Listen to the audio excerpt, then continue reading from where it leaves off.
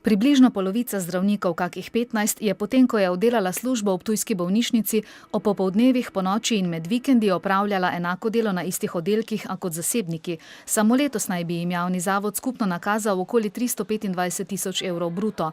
Največ težav z zagotavljanjem storitev so imeli na ortopediji. Tam je sicer honorarno zraven zaposleni so seveda 4 ortopedi, pa mislim, da še 2 ali 3 inštrumentarke iz Maribora, ostalo so pa naši delavci. To je pa program, ki teče kompletno ob sobotah v prostem času, se pravi izven vsega, in ki je plačan preko tisti, ki imajo SP, preko SP-a, tisti, ki ne pa pač preko podjemnih pogodb. V vseh bolnišnicah se tega v glavnem poslužujejo. V velikih centrih, kjer imajo zdravnikov dovolj, seveda bistveno manj. Na očitek, kako lahko zdravnik zbrano opravi 8-urno delo, nato pa dela še popoldne ali dežura skupaj celo več dni, pa Čeh odgovarja, da je sicer njega osebno to pripeljalo na rob izgorelosti, da pa jim je zadnja leta uspelo močno skrajšati čakalne dobe. Ko so ljudje umaknili svoja dovoljenja, da več dežurajo, nekoč se nismo nič spraševali, smo samo delali.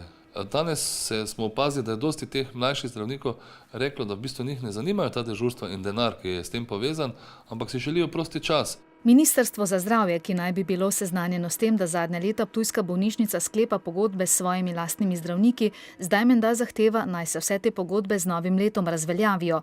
Večina zdravnikov se s to zahtevo ne strinja in napoveduje, da bodo opravljali samo še redno delo, kar za bolnike gotovo ne pomeni nič dobrega.